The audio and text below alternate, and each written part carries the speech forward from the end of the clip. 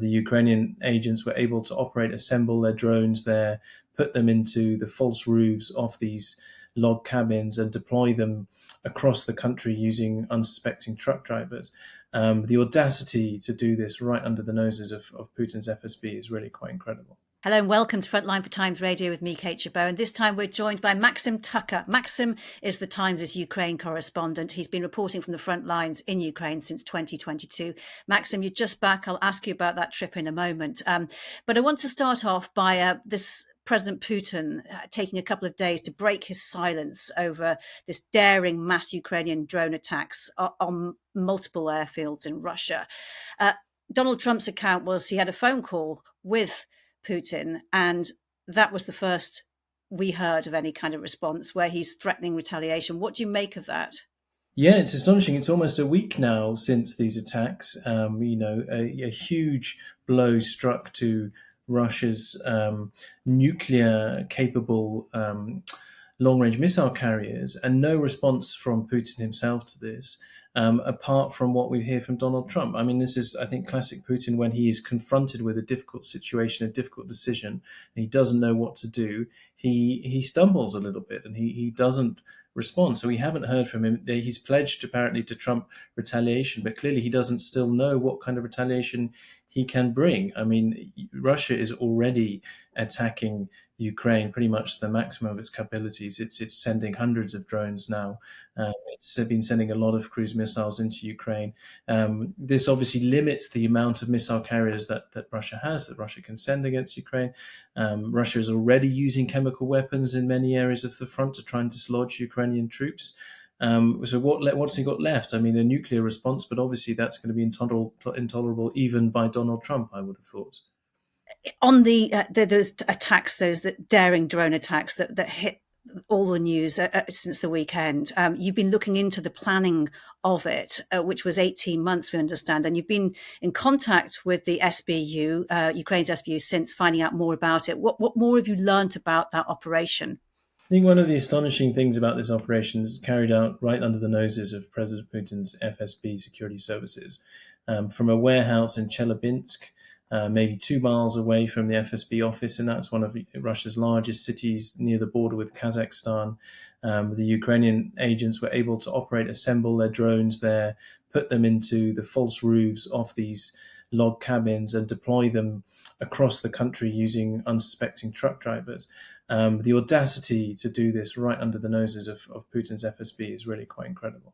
And what are the SBUs saying to you about it? They're clearly wanting to push this and keep it in the media attention. It's a huge success for them at a time when morale has been very difficult in Ukraine. There have been concerted Russian attacks, the largest 3 in a row Russian attacks on Ukrainian cities over a couple of weekends ago.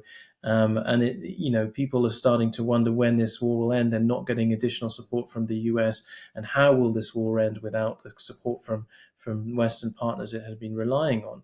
So a commission like this, which shows that Ukraine can rely on its own ingenuity and its own technology to deal a kind of asymmetric blow to Russia's incredibly powerful nuclear-capable bombers, has really lifted the mood around Kiev. And it was astonishing, how many people were talking about this when I was still there. Ordinary people were getting this news in their channel, in their feeds.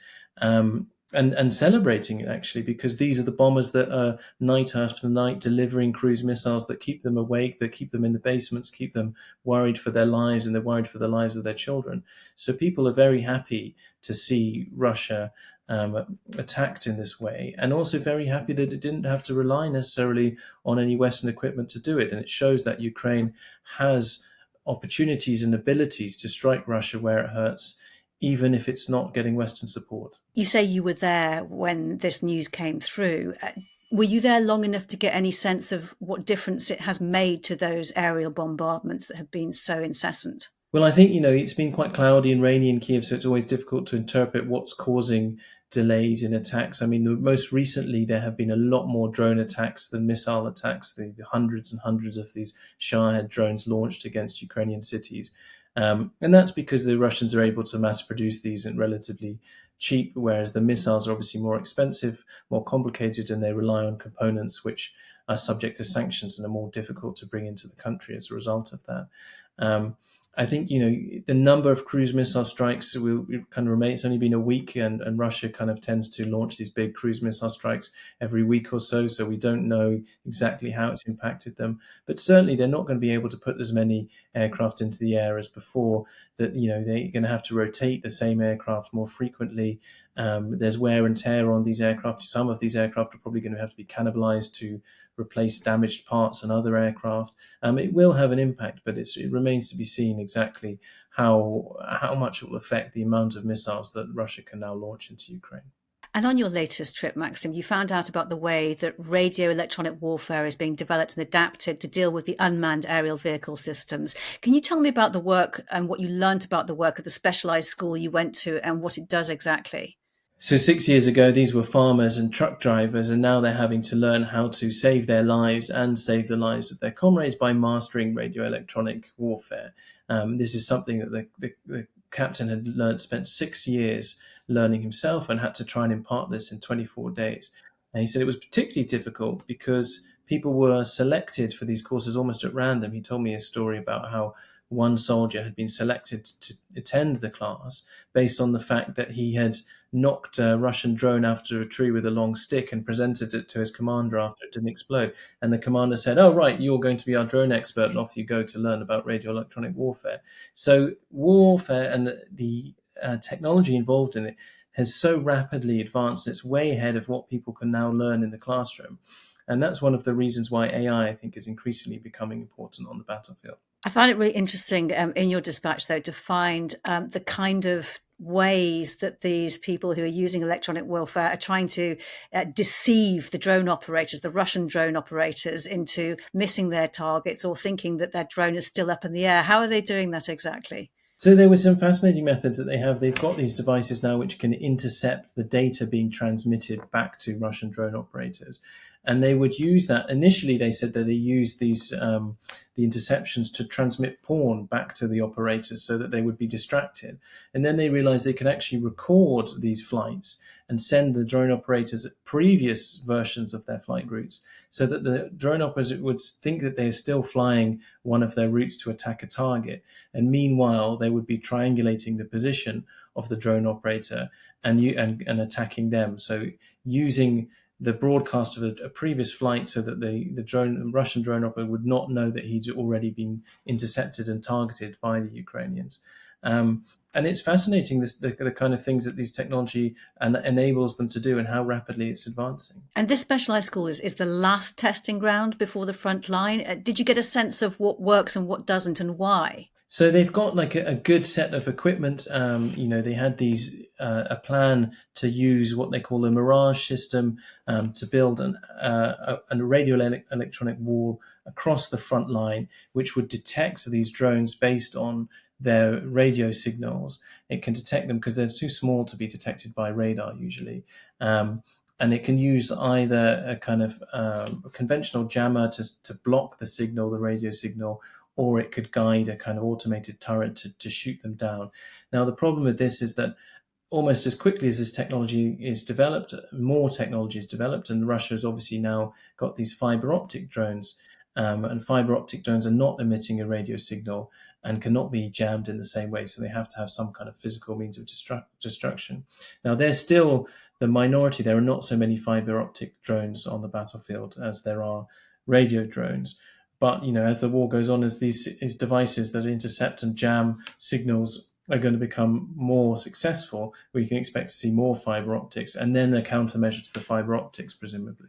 Is this school then already working on the next line of defense? So the school is really working what it's have, and it's trying to take lessons back to the manufacturers and the developers to see what are the things that work and what are the things that don't work.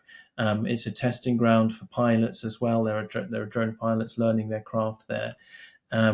So it's vital for feeding back information to the manufacturers. But the driving force of this is actually, it's not being done necessarily on the front line, but it's really being done in the tech hubs of Ukraine, where there are software engineers coming together from across the country and often in rival companies, but working together to try and formulate solutions to the latest battlefield problems.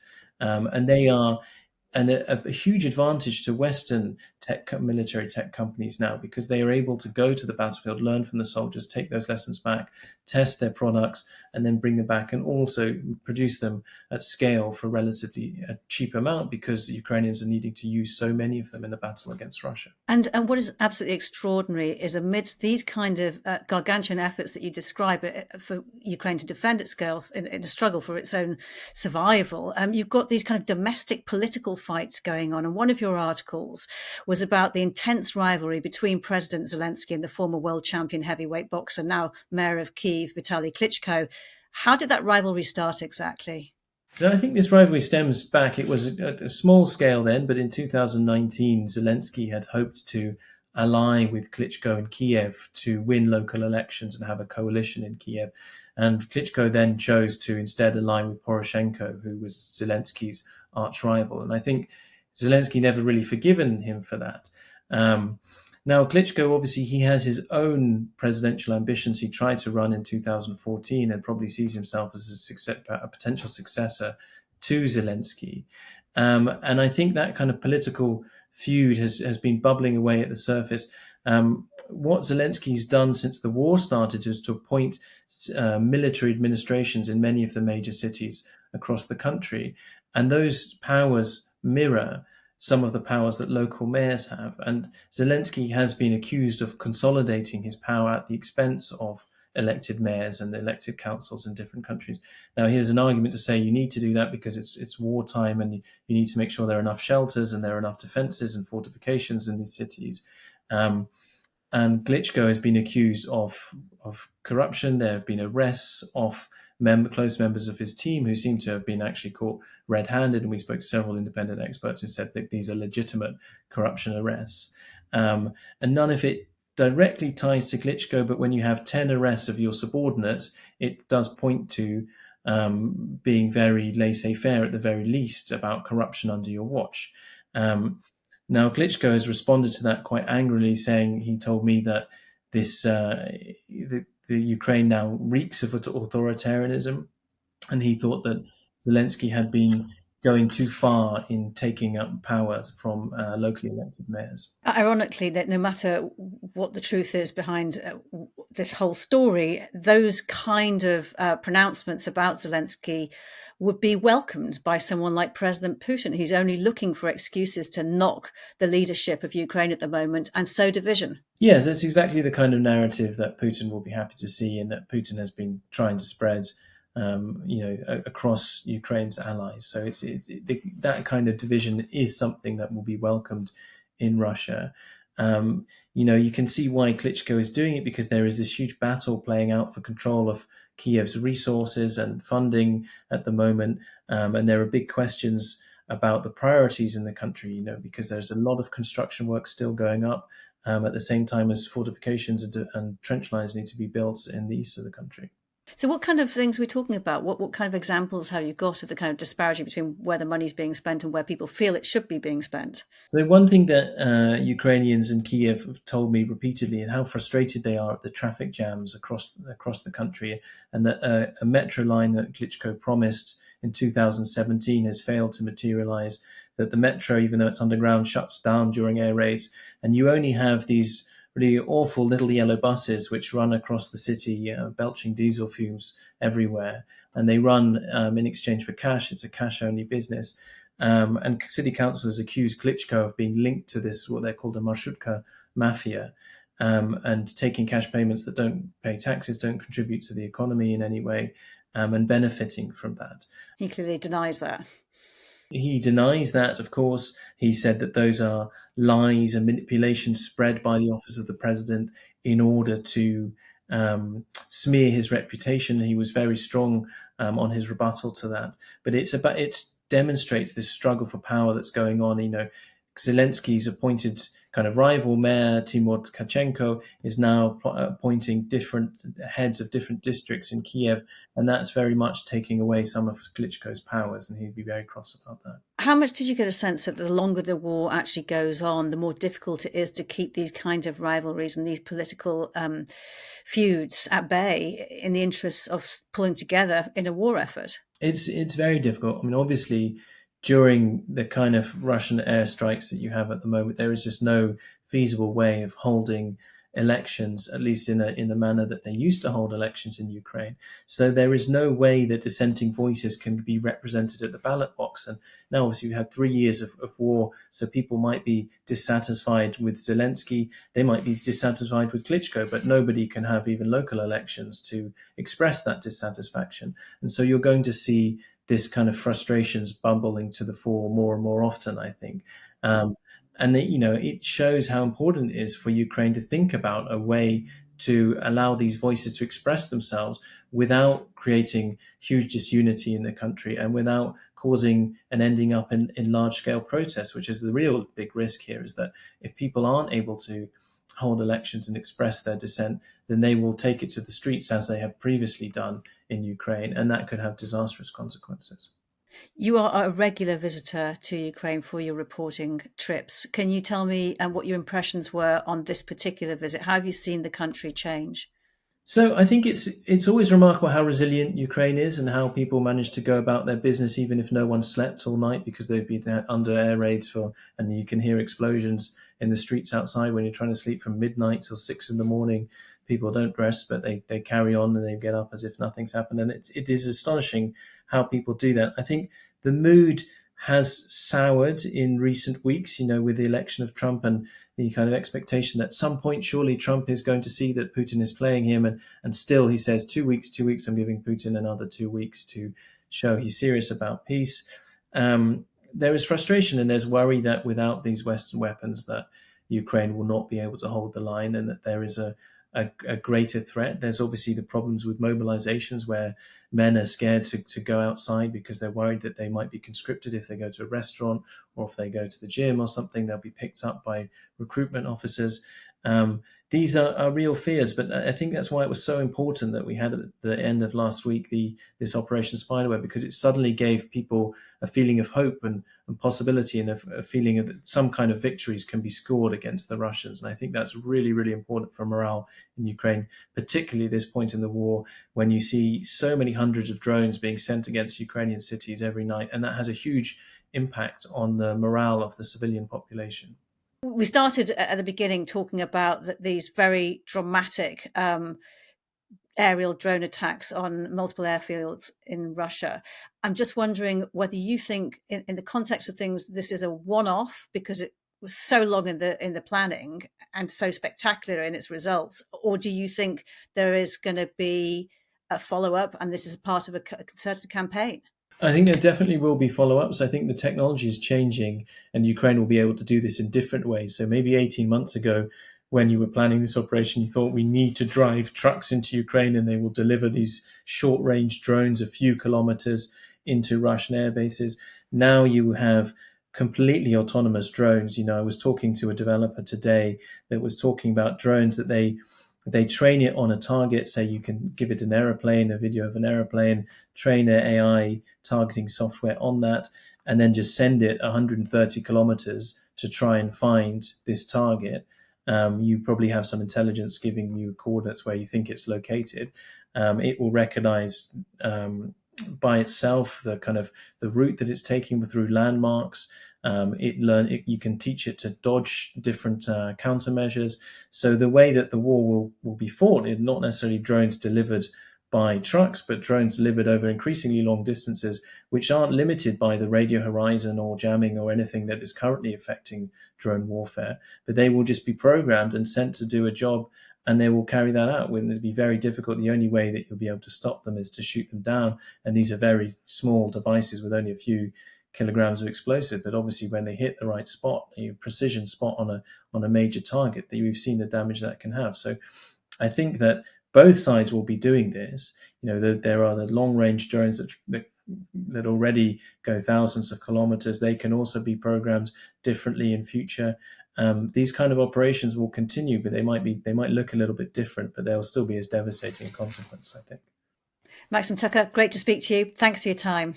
Thanks very much. You've been watching Frontline for Times Radio with me, Kate Chabot. If you'd like to be the first to get exclusive content, you can sign up for membership with the link below. You can also listen to Times Radio for the latest news or read it on thetimes.com.